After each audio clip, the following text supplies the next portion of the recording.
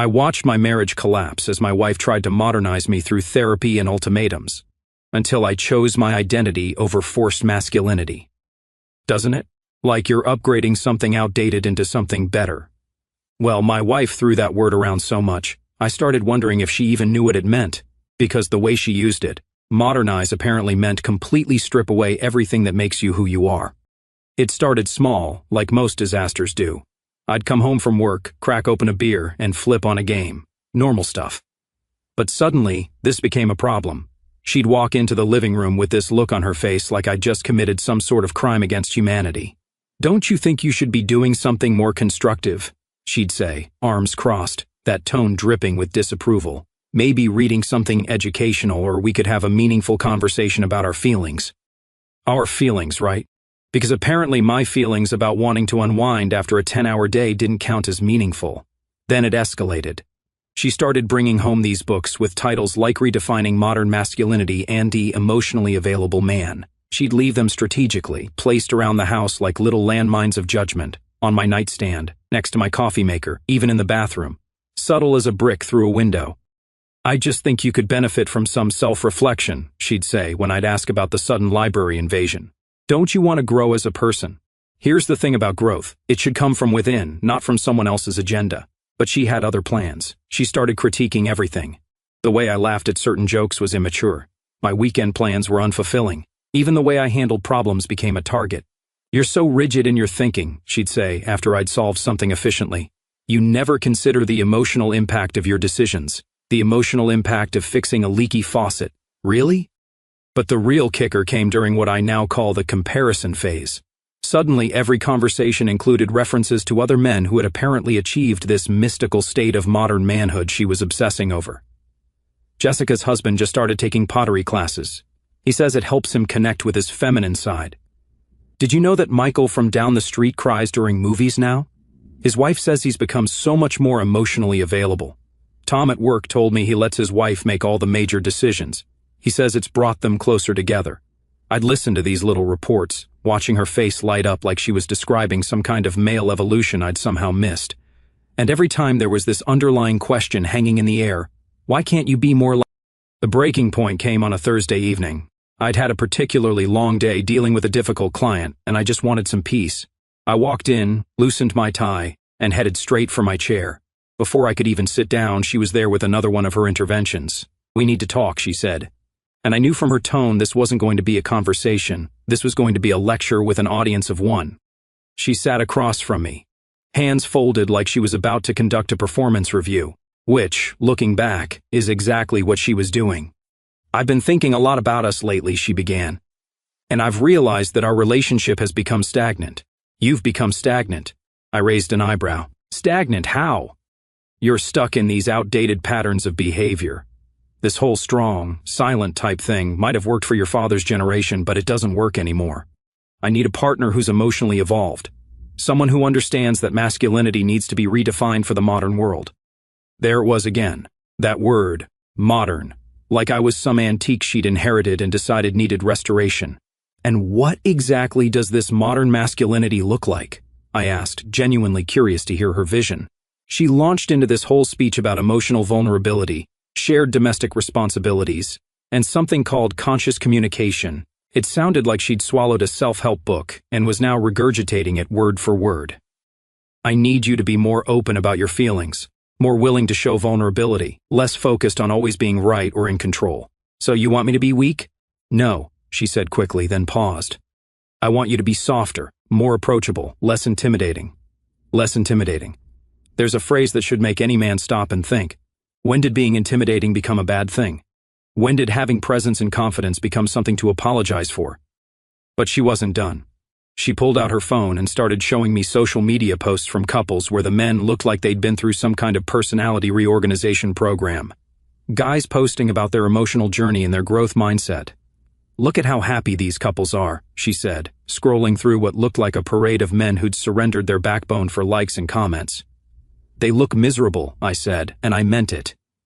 There was something hollow in their smiles, something forced about their enthusiasm for their own transformation. "You're not even trying to understand," she snapped, putting her phone away.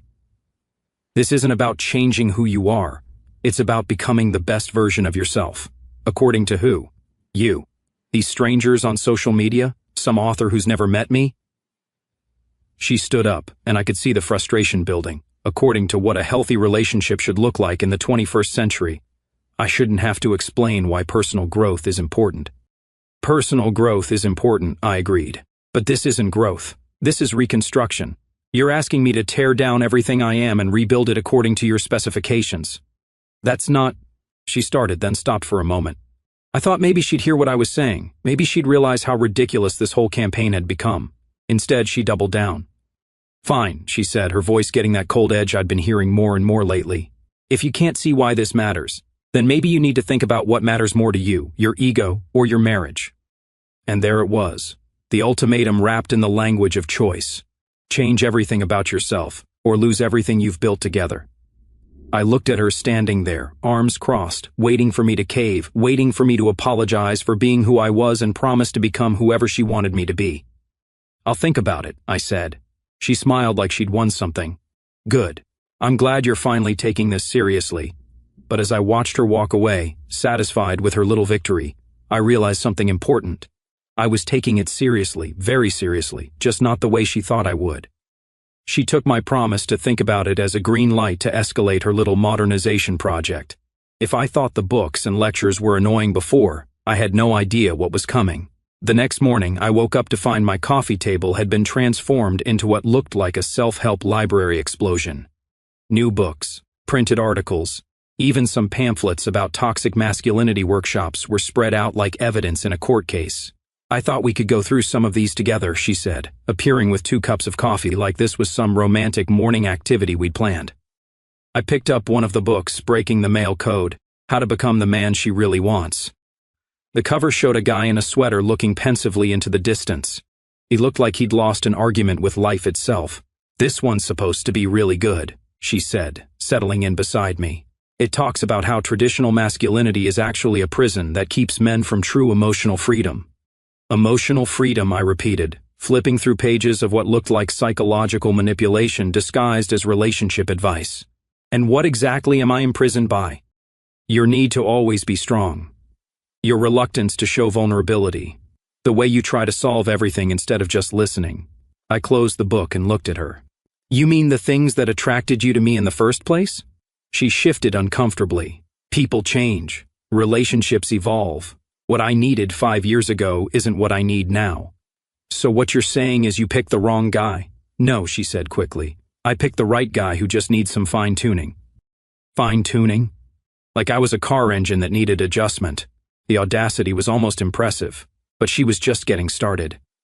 Over the next few days, she began orchestrating what I can only describe as a social pressure campaign. Suddenly, we were having dinner with couples I'd barely tolerated before, but now I understood why we were there.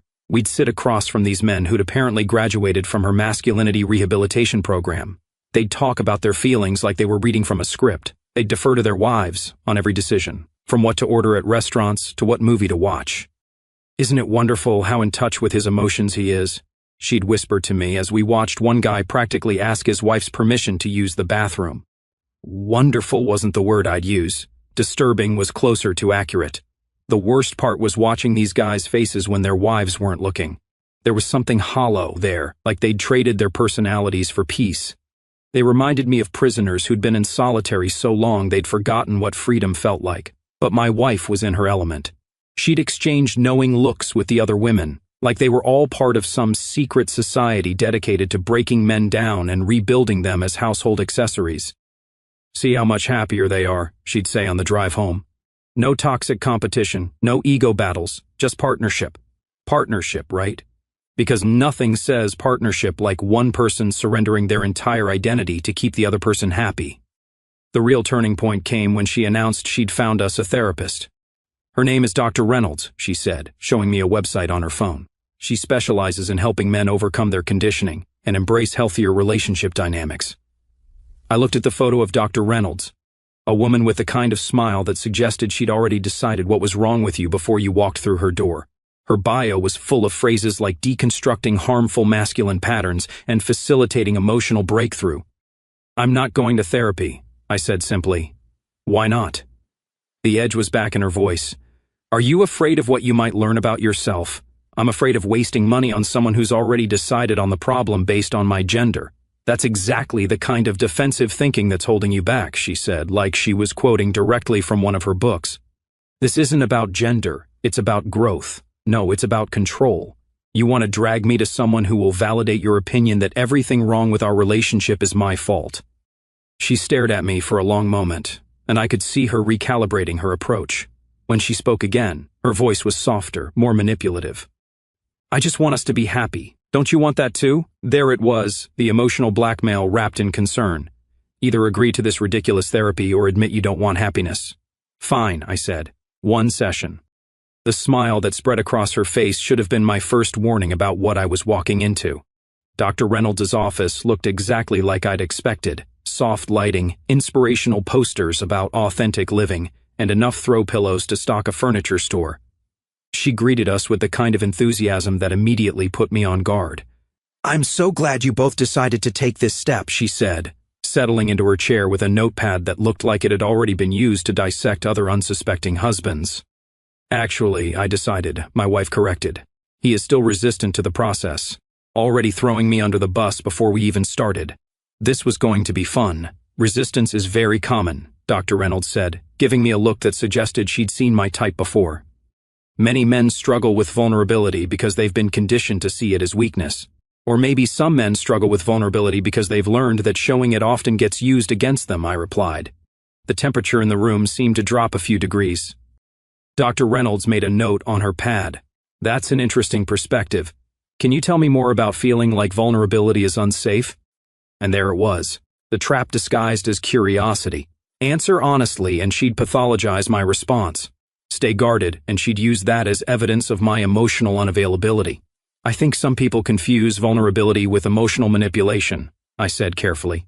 Real vulnerability requires trust, and trust has to be earned, not demanded. Another note on the pad. My wife was looking at me like I was deliberately sabotaging our session. What would it look like for your wife to earn that trust? Dr. Reynolds asked. By accepting me as I am instead of trying to turn me into someone else. The silence that followed was deafening. I could practically hear them both processing how to turn my answer into evidence of my dysfunction. It sounds like you feel criticized, Dr. Reynolds finally said. Can you help me understand why personal growth feels like criticism to you? Personal growth and personality reconstruction aren't the same thing, I said. If I told my wife she needed to completely change her communication style, her interests, and her fundamental approach to relationships, would that be growth, or would that be me trying to control her? My wife shifted in her seat. That's completely different. How? Because what I'm asking for is healthy. What you're describing is manipulation. According to who? You, Dr. Reynolds. The same people who've already decided that traditional masculinity is toxic by definition. I could see Dr. Reynolds making more notes, probably about my defensive patterns and resistance to feedback. I think what we're seeing here, she said, is a perfect example of how difficult it can be for men to separate their identity from their conditioning. You're not being asked to stop being a man. You're being asked to explore what healthy masculinity looks like. Healthy.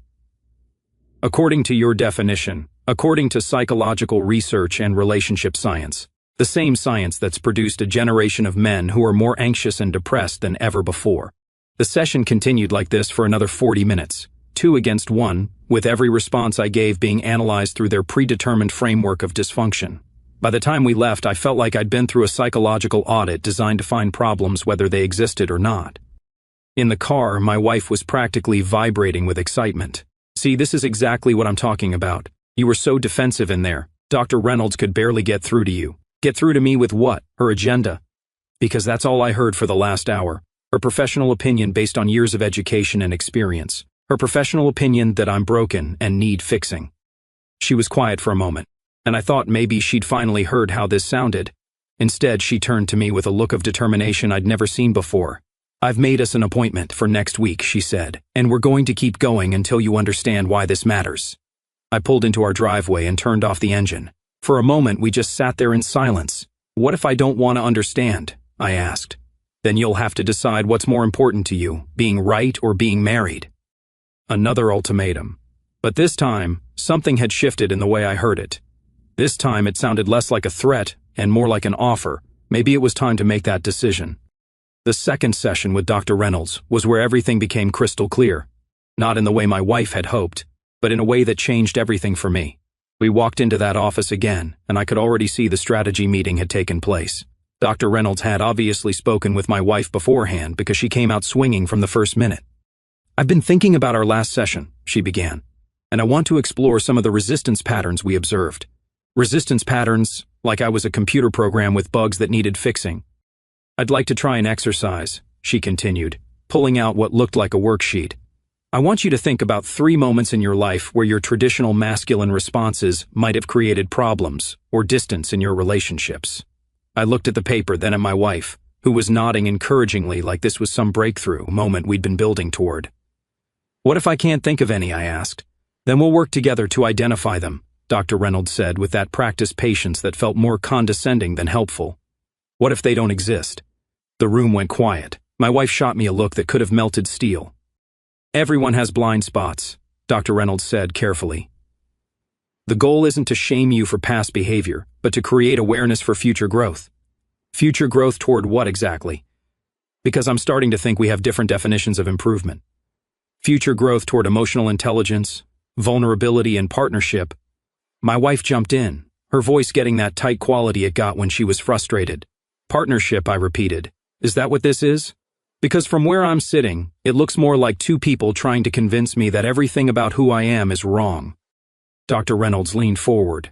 "Can you help me understand why feedback feels like an attack to you? Because it's not feedback. Feedback would be, I'd prefer if you communicated differently about this specific issue. What I'm getting is, your entire approach to life is toxic and needs to be rebuilt from the ground up." "That's not what anyone is saying," my wife protested. "Isn't it? You've told me my hobbies are meaningless, my communication style is harmful, my problem-solving approach is rigid, and my entire concept of masculinity is outdated. What part of me exactly meets with your approval?" She opened her mouth to respond, then closed it. For the first time in months, she didn't have an immediate answer. Dr. Reynolds filled the silence. "I think what your wife is trying to express is that she loves who you are, but she needs certain emotional needs met that require some adjustments in how you show up in the relationship." "Adjustments," I said. "Let me ask you something, Dr. Reynolds. If a man came to you and said his wife needed to be more submissive, more agreeable, and less emotional because those changes would meet his needs better, what would you call that?" "That would be very different." "How? How is it different?" "Because what your wife is asking for promotes emotional health and relationship equality." "According to who?" "According to research in relationship psychology. The same research that's overseen by institutions that have already decided traditional masculinity is inherently problematic." I could see Dr. Reynolds making notes again, probably documenting my resistance to professional guidance or some similar diagnosis. "Look," I said, "I understand that you both think you're helping, but let me tell you what this looks like from my perspective. I married someone who seemed to appreciate who I was.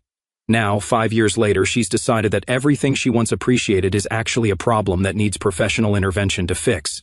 And when I point out how insulting that is, I'm told I'm being defensive." "You are being defensive," my wife said. "Of course I'm being defensive. You're attacking everything about me. What did you expect? I expected you to care enough about our marriage to at least try." "Try what? To become a different person?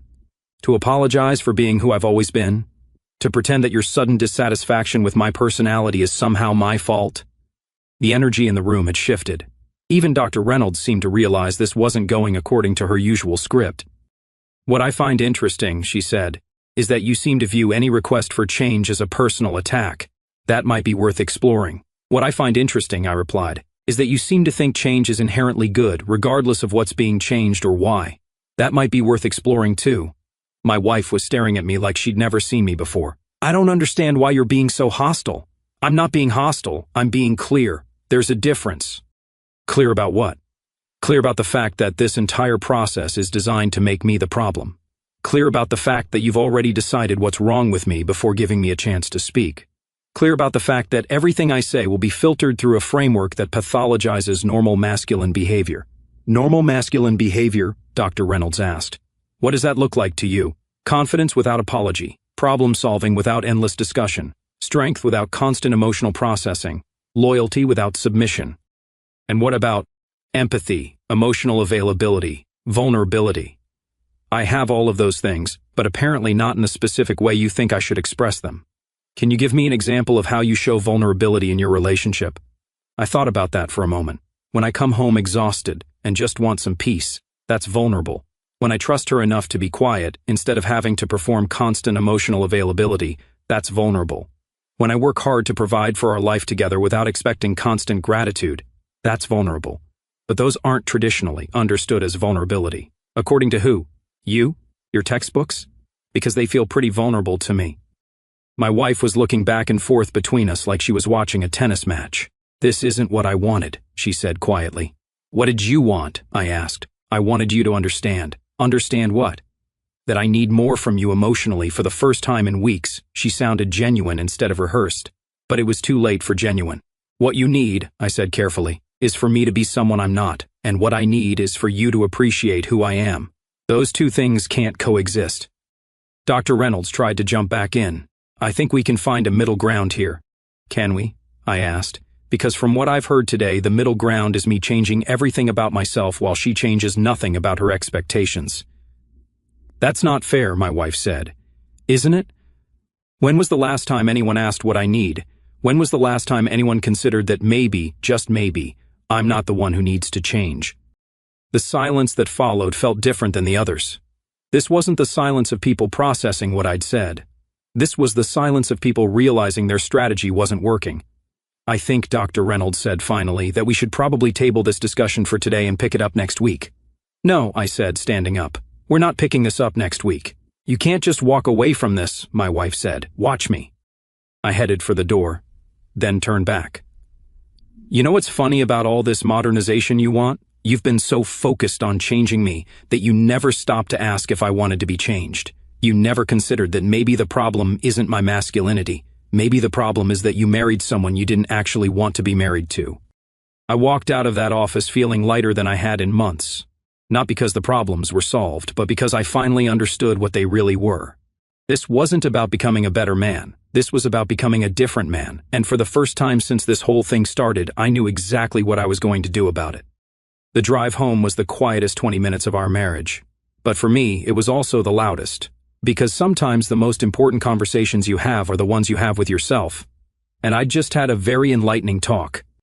The morning after I walked out of therapy, she was waiting for me at the kitchen table with her coffee and that look that meant we were going to have another one of her important conversations. We need to talk about yesterday, she said before I'd even poured my coffee. No, we don't. She blinked. Apparently, she'd expected me to come home with my tail between my legs, ready to apologize for embarrassing her in front of Dr. Reynolds. What do you mean, no? I mean, I'm done talking about it.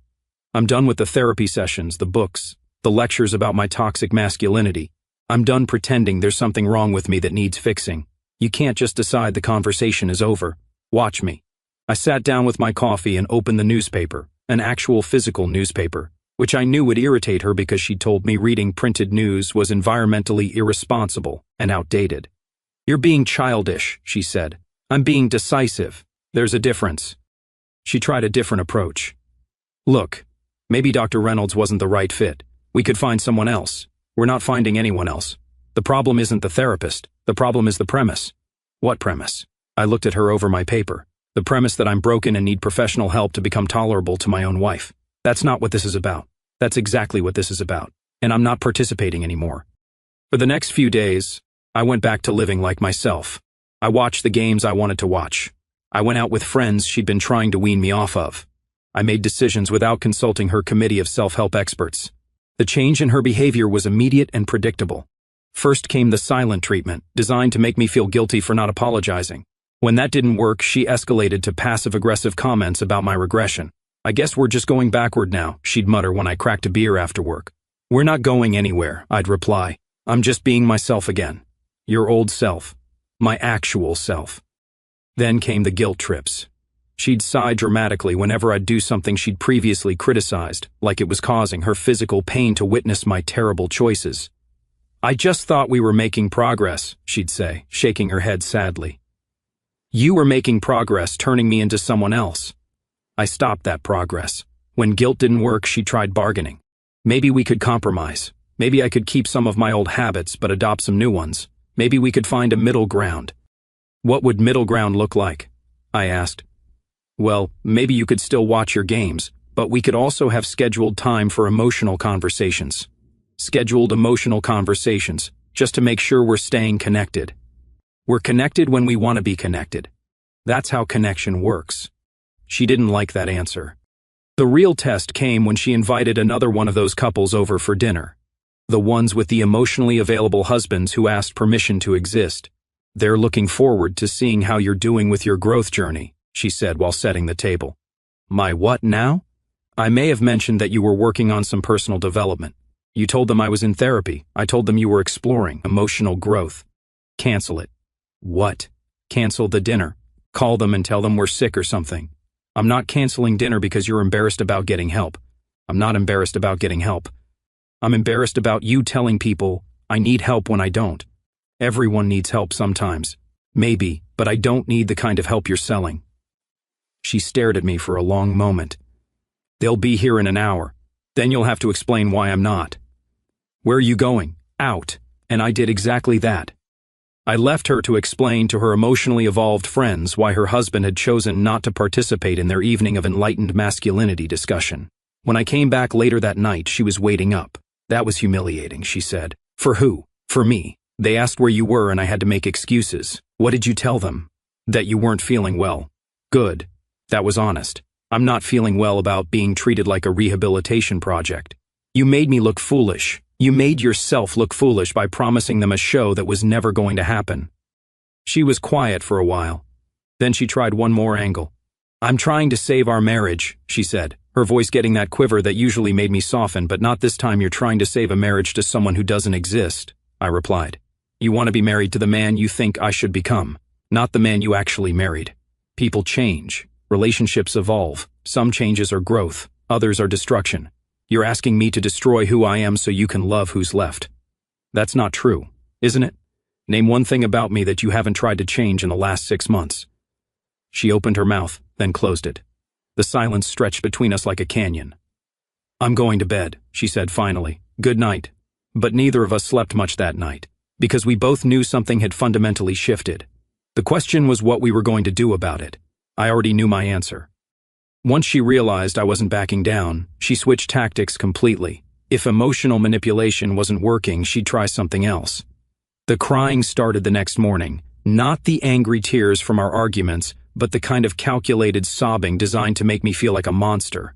I just don't understand what happened to us, she said between sobs at breakfast. We used to be so happy. We were happy when you liked who I was. I still like who you are. I just want us to grow together. Together, right? Which is why only one of us needs to change everything about themselves. The tears intensified. Why are you being so cruel? I'm being honest. If that feels cruel to you, maybe that tells us something important. When the tears didn't work, she tried playing victim to our friends and family. Suddenly, I was getting calls from her sister, her mother, even her best friend, all wanting to know why I was refusing to work on the marriage. She's really struggling, her sister told me during one particularly awkward phone call. She just wants you both to be happy. I am happy, I said, or I was until she decided I needed to be completely different to deserve that happiness. That's not how she tells it. I'm sure it's not. Her mother was more direct. Marriage is about compromise. You can't just dig in your heels when your wife asks for something. You're right, I said. Marriage is about compromise. What has she compromised on? Silence. I'm waiting, I continued. What has she given up? What has she changed about herself to meet me halfway? Well, that's different. How? Because what she's asking for is reasonable. According to who? Another silence. It was amazing how quickly these conversations ended when I started asking actual questions. But she wasn't done. If social pressure wouldn't work, she'd try sabotage. I came home one day to find she'd gotten rid of my favorite chair, the one I'd sit in to watch games, read, or just think. It had been donated to charity while I was at work. I thought we could redecorate the living room, she said when I asked about it. Make it more of a shared space. Shared space by getting rid of my stuff? I got rid of one chair. My chair. It was old and didn't match anything. It was mine. She tried to look innocent. I can't believe you're this upset about furniture. But I wasn't upset about furniture. I was upset about the message. Nothing of mine was safe if she decided it didn't fit her vision of our improved life. The next week, my golf clubs disappeared. Golf is such an exclusionary sport, she explained. I thought maybe you could take up something we could do together. Like what? Couples yoga, pottery classes? Something that builds connection. I don't want to take pottery classes. How do you know? You've never tried. I don't want to try. I want to play golf with your old friends who probably aren't the best influence anyway. There it was. She wasn't just trying to change my hobbies. She was trying to isolate me from anyone who might remind me of who I used to be. My old friends, I repeated. You mean the guys I've known for years? The ones who've been my friends since before I met you? I just think you could benefit from expanding your social circle. To include who? The husbands from your therapy support group. They're good men who care about personal growth. They're broken men who've given up fighting for themselves. She looked genuinely shocked. How can you say that? Because I've met them. I've seen the look in their eyes. They're not happy. They're just tired of arguing. You don't know what you're talking about, don't I? When was the last time you saw any of them make a decision without checking with their wives first? When was the last time you heard them express an opinion that wasn't pre-approved? They're respectful of their partners. They're afraid of their partners. You're impossible to talk to when you're like this. Like what? Honest. She tried a few more tactics over the following days. She suggested we take a break from each other. She hinted that maybe I should move out temporarily. She even tried reverse psychology, telling me how much she missed the old me that didn't question everything. But I'd already seen behind the curtain. I understood exactly what was happening and why. You know what's funny? I told her one evening after she'd finished another performance about how difficult I was being. What? You've spent months trying to convince me that everything about me needs to change, but you haven't changed a single thing about yourself. That's because I'm not the one with the problem, aren't you? You married someone, then decided you didn't like who you married. Whose problem is that really? People are allowed to want their spouse to grow, and people are allowed to decide they don't want to grow in the direction their spouse is pushing them. She stared at me for a long moment. So what are you saying? I'm saying maybe it's time we both stop pretending this is going to work. What does that mean? It means I've modernized something, just not what you expected. What? My tolerance for being treated like a project instead of a person. The look on her face told me she finally understood. This wasn't a phase I was going through. This wasn't resistance she could outlast. This was me drawing a line she couldn't cross, and she'd been trying to cross it for months. The final conversation happened on a Wednesday morning. She was sitting at the kitchen table with her coffee, looking like she'd been rehearsing what she wanted to say. I've been thinking, she began, and I realize I may have pushed too hard. Maybe we can start over. Start over? How? Forget about the therapy, forget about the books. We'll just focus on us. I sat down across from her, and what does focusing on us look like? We'll work together to find solutions that make both of us happy. Solutions to what problem? She hesitated. To our communication issues. Our communication issues? You mean the issue where I communicate like myself and you don't like it? That's not fair, isn't it? Because I remember communicating just fine for the first 4 years of our marriage. The problem isn't how I communicate. The problem is that you stopped liking what I had to say. She tried a different angle. Look, I admit I made mistakes, but can't we move past that? Move past it how? By pretending the last 6 months didn't happen, by learning from them and doing better. Who's we in that sentence? Because it sounds like you expect me to learn from your mistakes. Her composure started slipping. I'm trying to save our marriage here. No, you're trying to save face. There's a difference. I reached into my jacket and pulled out an envelope. Her eyes went wide when she saw the law firm's logo in the corner. What is that? Divorce papers? The color drained from her face. You can't be serious. Dead serious. Over this? Over me wanting you to be more emotionally available. Over you wanting me to be someone else entirely. Over you treating me like a broken appliance that needed repair. Over you deciding that everything I am is wrong and everything you want me to become is right. She reached for the envelope, but I pulled it back. Before you look at those, let me explain something. You wanted me to modernize my manhood. Well, congratulations. I did exactly that. What are you talking about? Modern men don't tolerate disrespect. Modern men don't apologize for being confident. Modern men don't let anyone, including their wives, treat them like rehabilitation projects. That's not what I meant. That's exactly what you meant. You just thought I'd roll over and accept it.